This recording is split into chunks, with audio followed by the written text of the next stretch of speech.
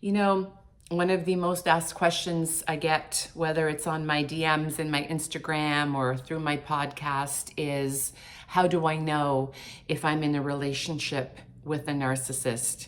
Well, just the fact that you're asking that question should automatically raise those red flags. A lot of times we don't know that we were in a relationship with a narcissist until after the relationship is over.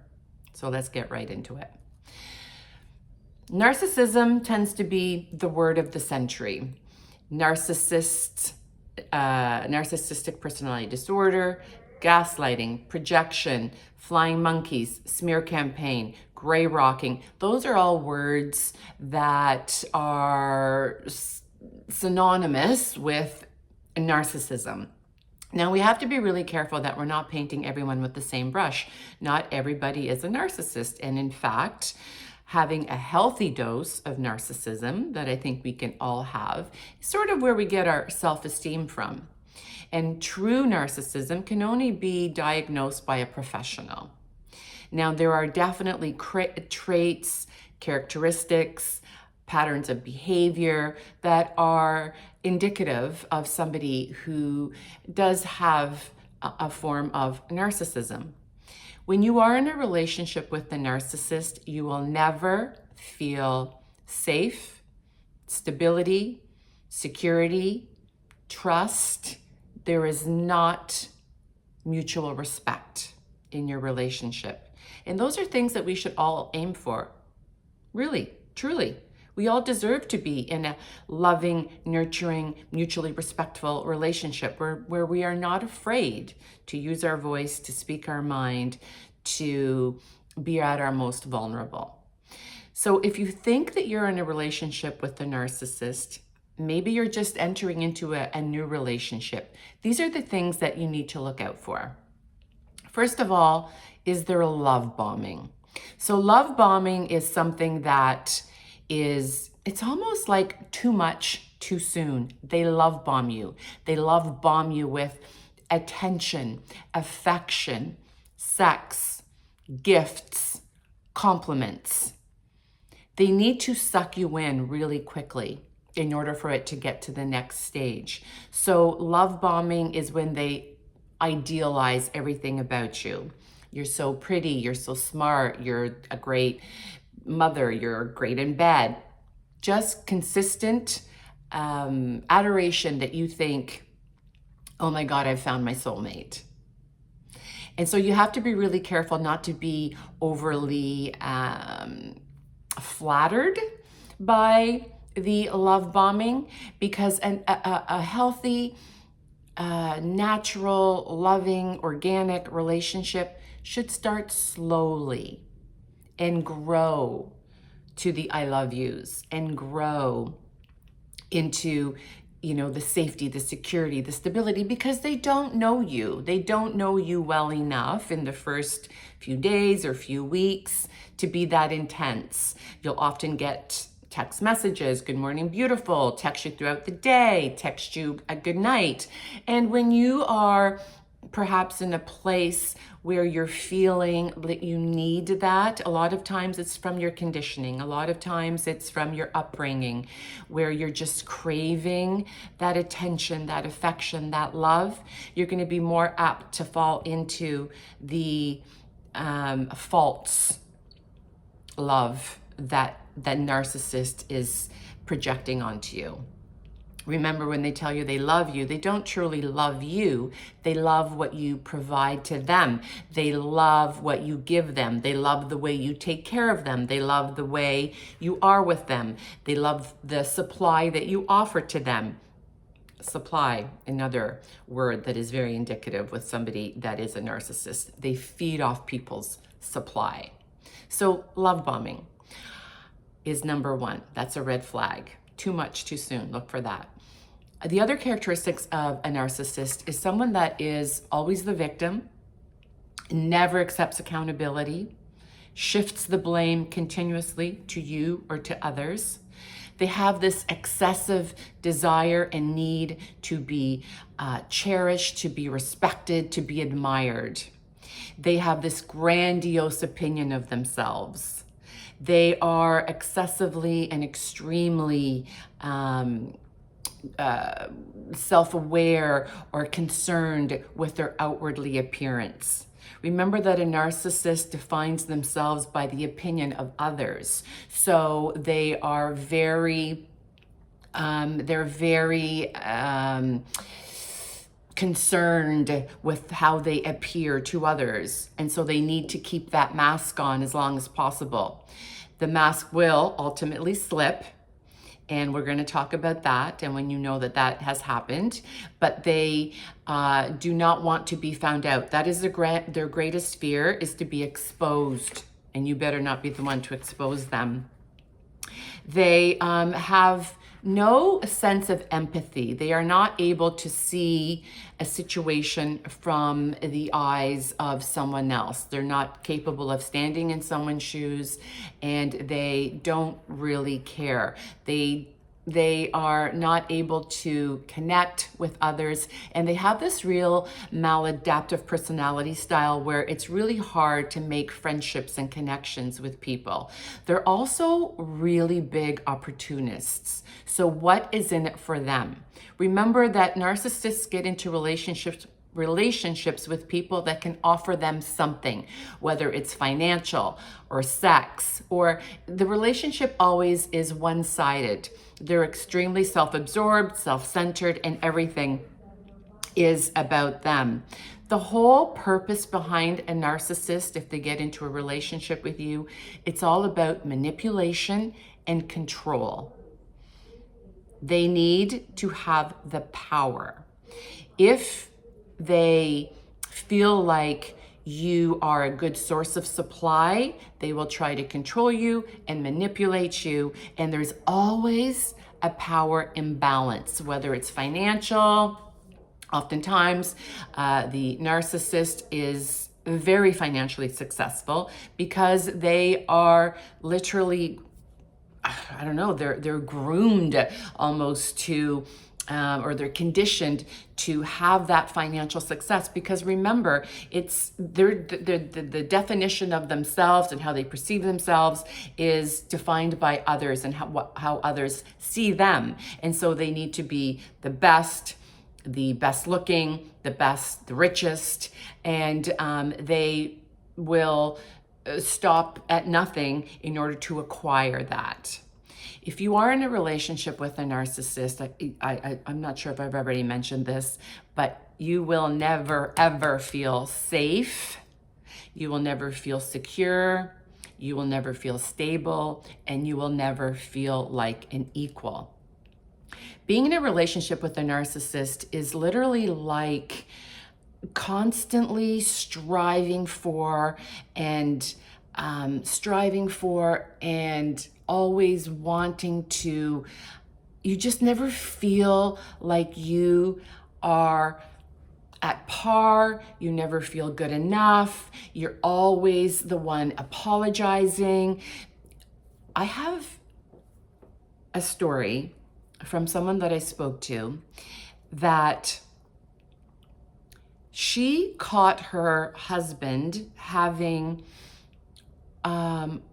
online sex with someone. And it was a chat that was left on his computer. And the way that whole scenario transpired was that he made her feel like she had the audacity to invade his privacy. He gaslit her, there's another word, gaslighting, so badly that this poor woman actually questioned her own reality and questioned her sanity. So he made her feel so low and so bad that this is something that he needed, that he wanted. Because remember, narcissists want to do what they want, when they want, with whomever they want. And that she invaded his privacy was unfathomable to him. That she went out and bought him his own private laptop so he could have his online sex in privacy. and there was a password on that computer that was just for him. Is that not the most insane thing you have ever heard? But that's what happens when you are in a long-term narcissistic relationship. They want you at their mercy. They want to be able to control you, and they want to be able to control the narrative. They are so good at pushing your buttons, and they are so good at getting a rise out of you, and they are so good at poking and prodding until you finally explode and you act out. And you act out in a way and in a manner that you never thought you were capable of. And then what they do with that is they turn it against you. And they tell everybody about how you lost it and how you behaved like a crazy person. And they're not lying. They were able to manipulate the situation, and you snapped. And you snapped because you're just so tired of the abuse. And you know in your heart of hearts that you are right, and you're trying to get your point across and to fight your argument with someone that you're just never going to get through, and you're never going to win the battle. They are not there with you in a conflict resolution style. They don't want to resolve the problem. They want to escalate it because they thrive off of your reactivity. And they thrive off of being able to push your buttons, because then they can take that and use it against you. And now you have become the abuser. You have become the toxic one in the relationship. And you are left standing there questioning again, am I the one that is the narcissist? No, you are not. You are just the one that has been so broken and so devalued for so long. And sometimes you just can't take it anymore and you snap. You need to ask yourself, have I ever acted this way with anyone else? Have I ever been so out of control with any other relationships that I've ever had over my lifetime? The answer probably is going to be no. They are the only ones that have been able to take you to that breaking point. Again, when you get to that point, they thrive off of it.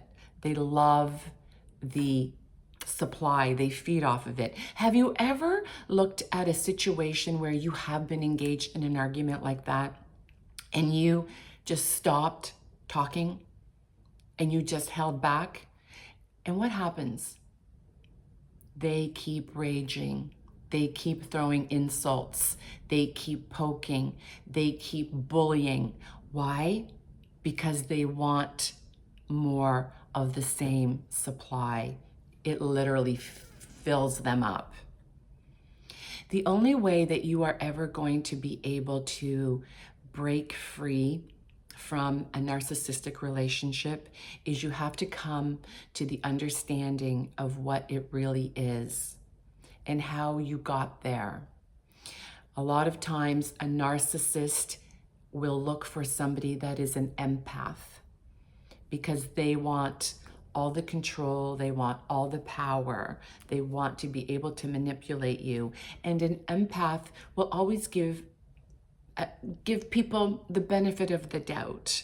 We'll give them another chance and another chance and another chance. And when you've been in there so long, you just want so bad to go back to that love bombing stage that you get caught up in this destructive cycle that it is really, really hard to break.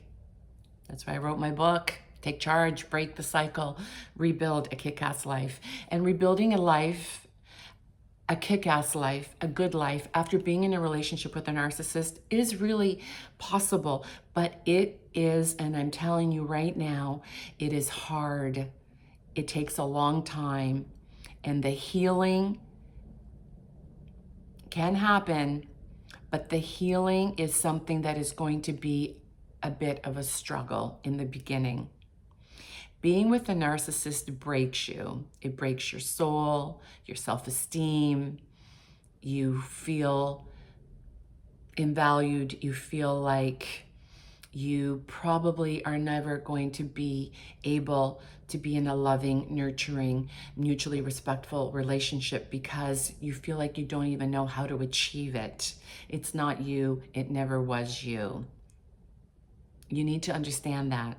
You need to love yourself more. You need to put yourself first.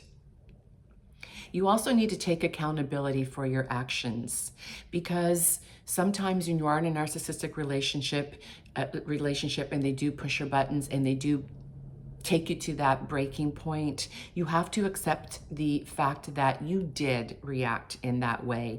Maybe you said horrible things. Maybe you reacted physically. Take accountability for it and forgive yourself and move on from it. That is not who you are. That is not who you ever were. And that is not who you are going to be in the future. Acknowledge it, take responsibility for it, and then move forward. You are the only one that can decide for yourself if this is a life that you cherish and a life that you want to make the most of.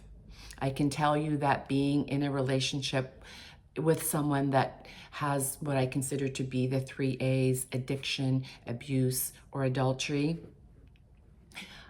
you're never going to feel at peace. You are never going to feel like you don't have to walk on eggshells. You need to be in a relationship where you can feel vulnerable and safe and loved and respected. And being with somebody that has the narcissistic traits, tendencies, or pattern of behavior, it's not going to happen with them. And the prognosis, even if you go to counseling, even if you can get them to go to counseling, the prognosis of being with someone that really does display these narcissistic tendencies, the prognosis of that changing is not good. So ask yourself, what do I want more?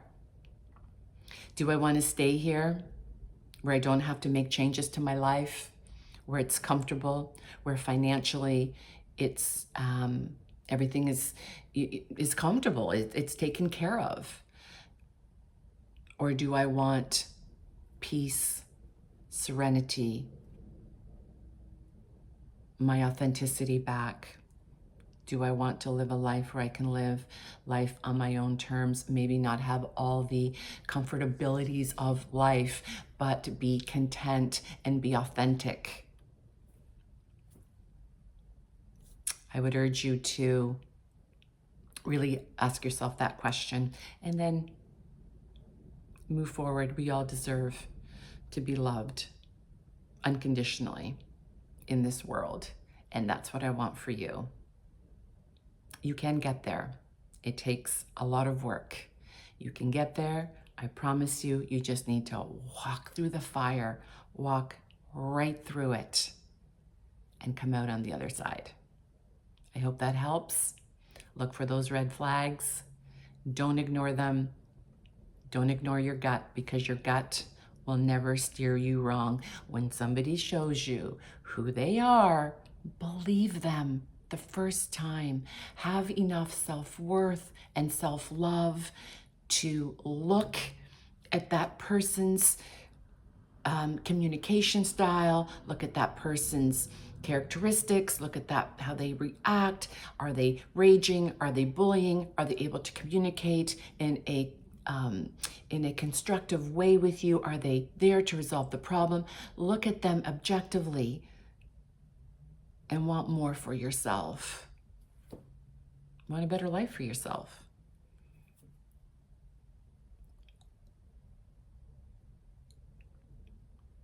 This is a really, this is a topic that really does hit home, and one that I am so passionate about, and helping especially young women recognize those red flags early and not ignore them.